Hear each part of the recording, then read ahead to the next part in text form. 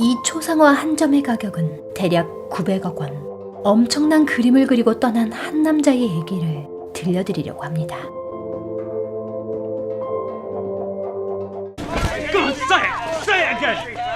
아르망은 화가 나 있었습니다.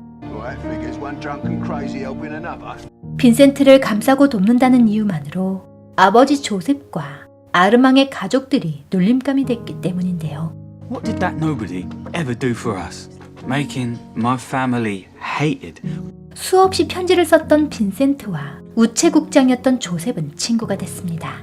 Why can't you just post it? I did. The letter got returned as undeliverable. 빈센트가 1년 전 자살했다는 소식을 들은 조셉은 빈센트가 동생 테오에게 쓴 편지 한 장을 아르망에게 전해달라는데요.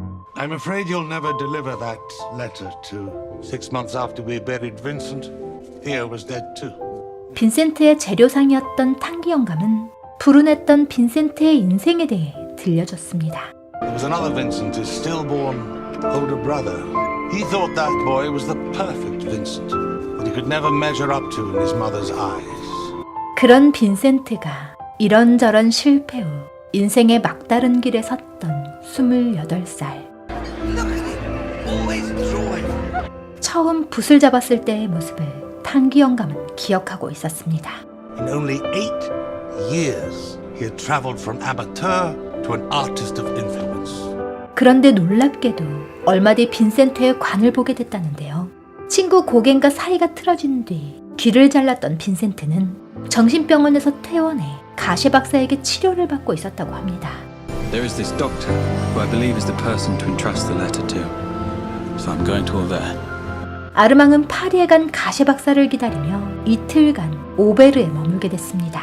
With the same red hair and that same sad look in his eyes. 아들레는 가셰 박사와 빈센트의 외모가 비슷했다며 친척인가 하는 오해를 불러일으킬 정도였다고 말했는데요. But on the inside they were chalk and cheese. Vincent wasn't snobbish like Gachet. He was really polite and kind. 그런데 빈센트가 총에 맞아 돌아왔을 때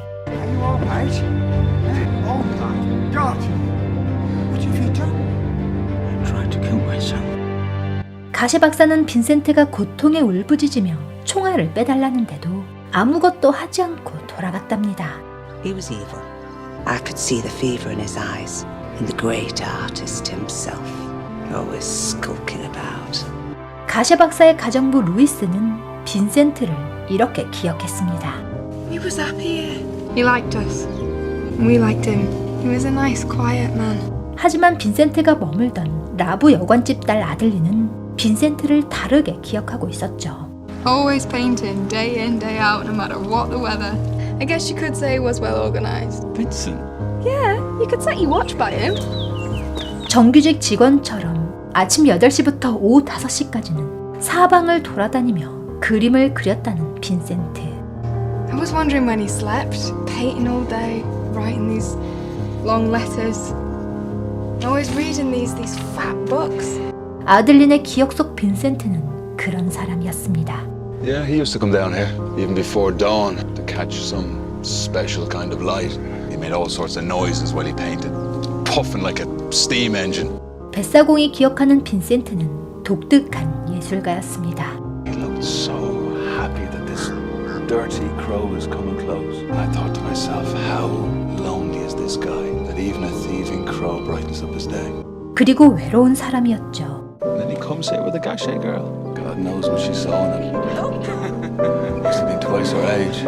여자 운이 도통 없던 빈센트가 가셰 박사의 딸 마르그리트와 함께 배를 타러 왔다는 겁니다. The housekeeper, she was going round saying that Dr. Gachet had stopped Vincent from seeing his daughter.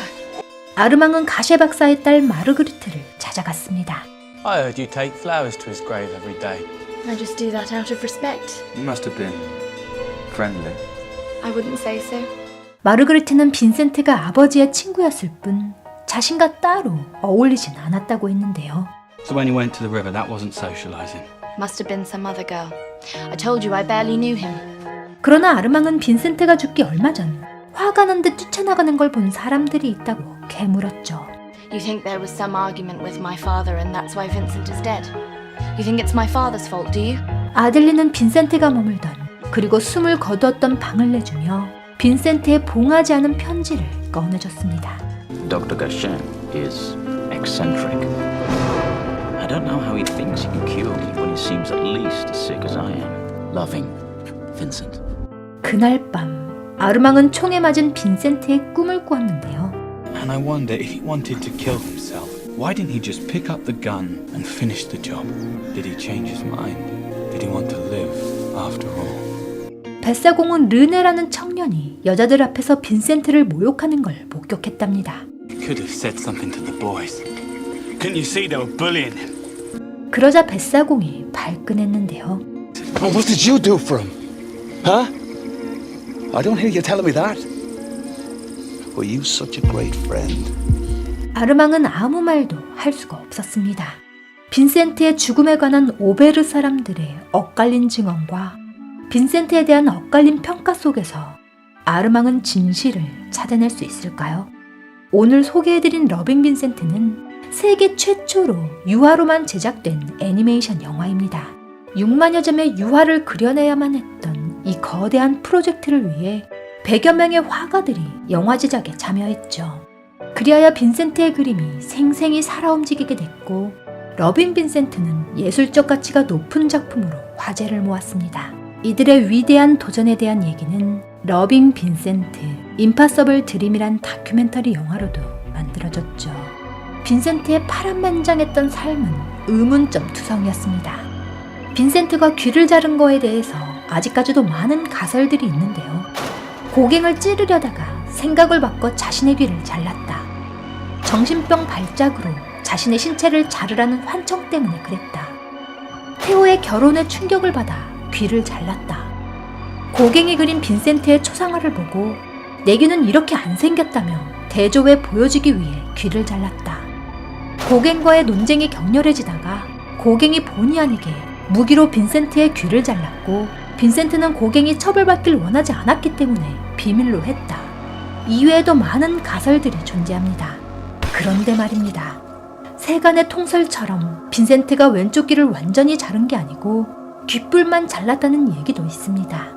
그러나 뭐니 해도 빈센트의 죽음만큼 많은 수수께끼를 안고 있는 사건은 없습니다. 오늘 소개해드린 러빙 빈센트 역시도 이 얘기를 중점적으로 다루고 있는데요. 1890년 7월 27일 당시 37살이었던 빈센트가 오베르의 들판에서 권총으로 자살 시도했으나 즉사하지 않고 여관으로 돌아왔다. 이틀 후인 1890년 7월 29일 동생 테오의 품에서 숨을 거뒀다 라는 게 통설입니다.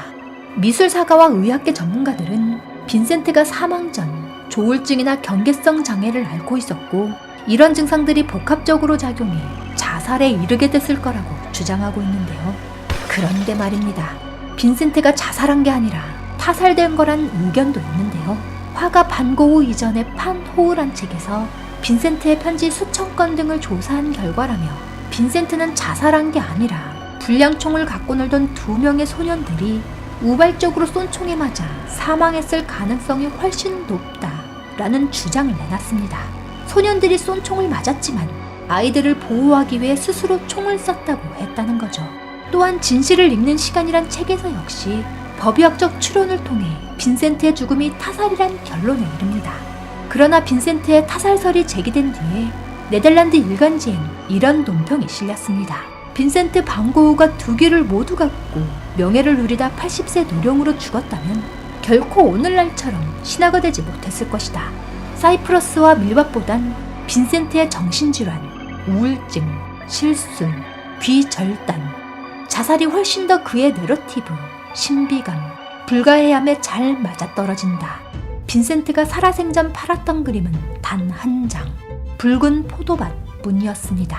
그러나 그가 죽고 난 뒤 오랜 시간이 흐른 1987년 3월 30일 아이리스가 5,390만 달러에 팔렸고 1990년 5월 15일 가시 박사의 초상은 8,250만 달러에 팔렸는데요.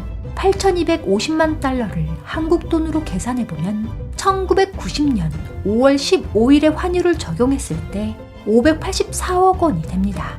포털 사이트에서 현재 고시하고 있는 가셰 박사의 초상의 가격은 865억 6천만 원. 그러나 현재의 환율로 8,250만 달러를 계산해보면 966억 원인데요. 빈센트 반 고흐는 죽은 뒤에 현대미술의 아버지로 불리게 된 인물이지만 그의 인간성에 대한 평가는 극과 극으로 나뉩니다.